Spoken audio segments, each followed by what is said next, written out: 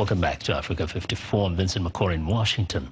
Now, the world's last male northern white rhino died on March the 19th after age-related complications. Researchers announced Tuesday saying this. He stole the heart of many with his dignity and strength. And northern white rhinos once roamed parts of Chad, Sudan, Uganda, Congo, and the Central African Republic. And they were particularly vulnerable because of the armed conflict that have swept the region over the decades. Viewers, Mariama Diallo reports. The 45-year-old rhino was euthanized after his condition rapidly deteriorated, said Stephen Gulu. Sunday morning, he completely was unable to wake up. His left hind foot gave in completely. He was unable to support himself on it, and he was not able now to rise. Earlier this month, as his condition worsened, rangers caring for him expressed sadness over his imminent death. I'm feeling so sad about him. I know him very well since I started working with him. He's a very gentle rhino. 2 years ago, Zakaria Mutai, one of his keepers, told the Associated Press that because of human failure, animals like these might be extinct. People used to kill rhinos because of their horns, and many people have been believing that they use as medicine, but it doesn't cure anyone at all.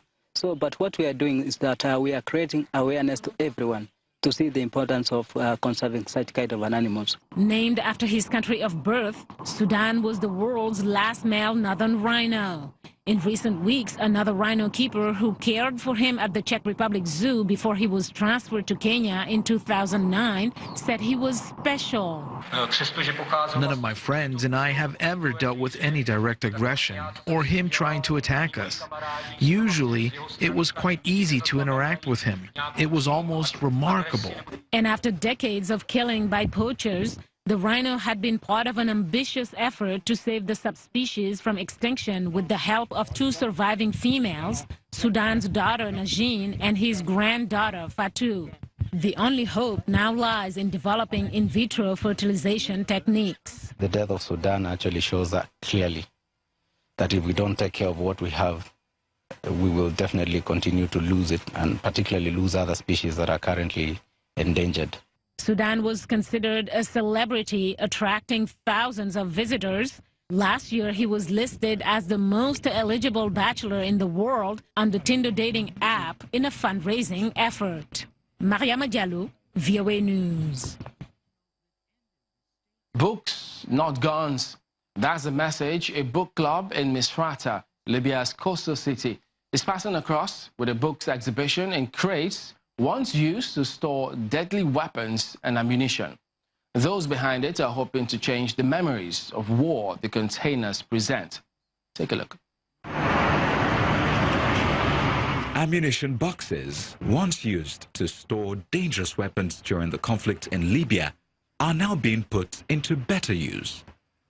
With the aim of reviving the famous saying, "The pen is mightier than the sword," a book club in Misrata is using the old weapon crates to organize book fairs. Founded in 2016, I Read Book Club is converting crates to sources of knowledge. I Read Book Club is a club dedicated to reading books for people of all ages, old and young. One of the ideas that the club adopted a while back is to organize small book fairs out in the streets or in public places, displaying them in ammunition boxes. According to the founder of the book club, the idea behind the use of these boxes is symbolic of replacing years of violence with a more beneficial habit of reading. Since the 2011 uprising that toppled longtime leader Muammar Gaddafi, there has been instability in Libya.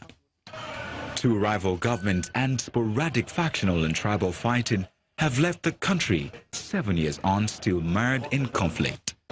The internationally recognized government of National Accord in Tripoli is still unable to unite all factions together, and gun battles in the country's main cities can go on for days, sometimes even weeks. The book club's work carries a lot of importance and brings a breath of fresh air.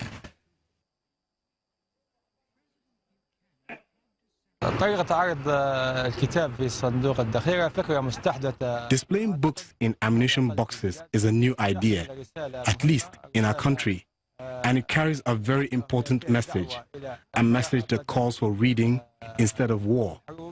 It is an important message in the midst of the circumstances our country is facing, from security tensions to how no voice is louder than the voice of war.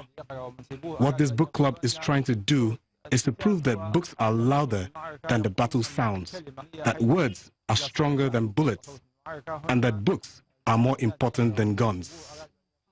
The book club has 100 members who collect books through donations and profits made from the book fairs, which they reinvest into buying more books.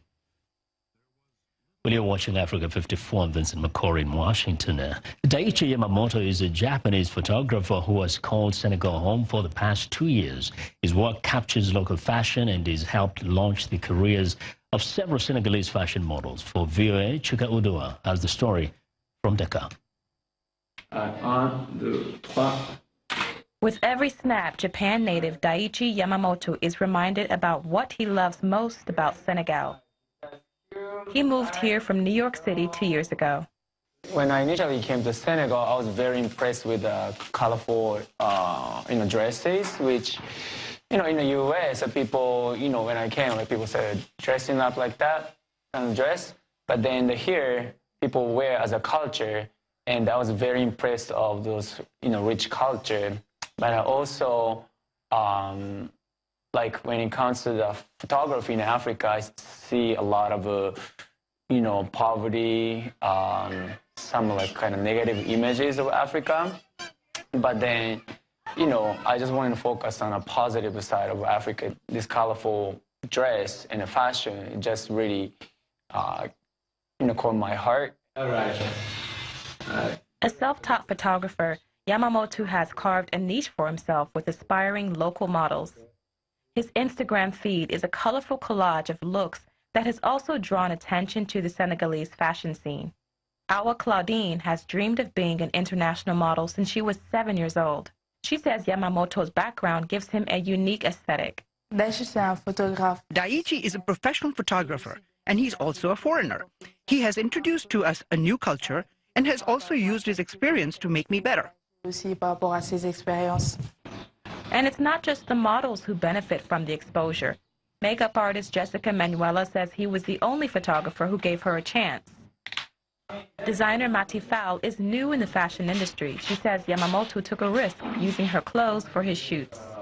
Really helped me from the beginning by giving me strength, really, and confidence. Because every time I'm hearing him, he's like, you have to do this, you have to do this. He really motivates me. 23-year-old Aisha Gui is one of Yamamoto's most successful models. She recently relocated to Europe to further her career. She spoke to VOA via FaceTime from Milan, where she is walking the catwalks for Fashion Week. My agency in Milan here, they use the picture I took with Daichi has a composite, composite car to go to the casting, something like that. Back in Senegal, Yamamoto is coaching a first-timer to pose with ease and grace. Chika Odua for VOA News, Dakar. Well, and that's our show for today. You can also visit us online at voaafrica.com. I'm Vincent McCory in Washington. Chamberlain also has our last word from Lagos.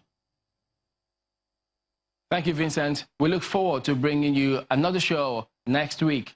ChannelsTV.com is your source for news, sports, and other programming. I'm Chamberlain Uso. Thank you for watching. Goodbye.